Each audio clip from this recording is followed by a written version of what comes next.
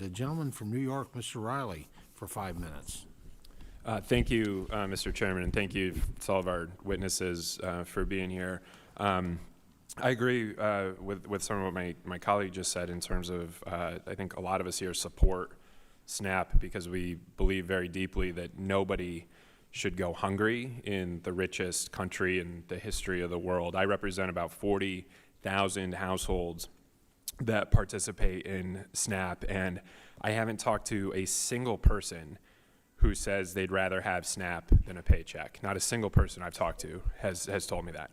I just did a roundtable on Saturday morning at SUNY Broome, and I met with a teacher from the Triple Cities, and he told me that 80% of the kids he teaches are on nutrition assistance. He was telling me about kids who are sleeping on couches in different towns every month because their lives are so turned upside down. I mean, imagine that. Imagine being a kid who's couch surfing on an empty belly trying to learn, and yet there are folks around this place who want to take food off of their table so that they can give tax cuts to campaign donors. Give me a break. But look, even if you disagree with me on the moral imperative of caring for the most vulnerable in our communities, you just can't deny the economics around this. SNAP, I understand, provides $30 billion in revenue to our farms. And folks here want to take that away at a time when our farmers are already hanging by a thread. I want to talk, Dr. Schanzenbach, about one of the other really important economic impacts of SNAP, which is that it can stabilize the economy.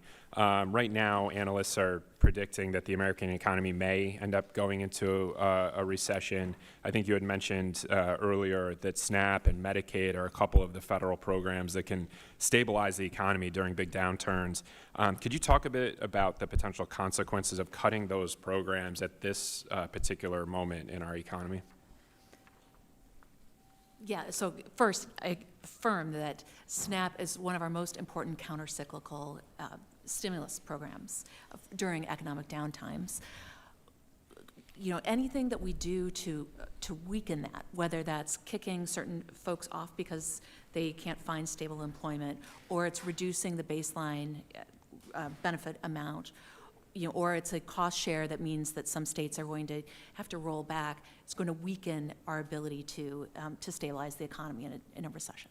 Got it. And one of the other impacts that I understood from some of the earlier testimony economically is that $1 invested in SNAP generates $1.50 or more in returns through the rest of the supply chain. I was just texting with Josh Young. He runs a farmer's market in grocery in New Lebanon. And before that farmer's market and grocery opened a few years ago, folks in that community had a 10-mile trip to the closest grocer. And you think about that, those travel costs on top of the cost of groceries. It was basically a food desert in Columbia County. And so some folks in the community, Josh and Eleanor Young and Liz Weeks, they basically did what upstate New Yorkers do. You get together and you solve the problem. And they set up the New Lebanon Farmers Market and Grocery. And what they do, most of the food is stocked from local growers and producers.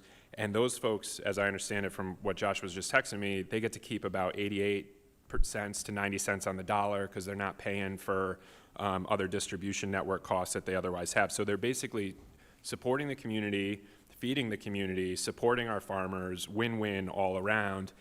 And I asked him this question about SNAP and the broader impacts of it, and he told me that about 5% of the customers at the market are on SNAP, but he said the thing you got to think about is that it's a lot more complicated than that. Like if you cut the 5%, it's not just cutting those dollars, it has a domino effect. So it could crush his business because they're operating on thin margins.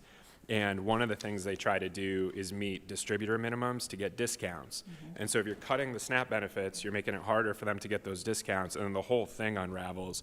And I just thought that was a real-world example of how this $1 invested results in more economic activity down the food chain. And I was wondering in the 30 seconds you have left if you could elaborate on that a little bit more from sort of what the data show on it. I mean, I think you summarized it beautifully, that this has a multiplier effect. It works hand in glove with the private sector. You know, that your friends went out there and started a business that's serving the community. Most of the money's not coming from SNAP, but the amount that's coming from SNAP is really helping stabilize that business. It really matters. Thank you, Mr. Chairman.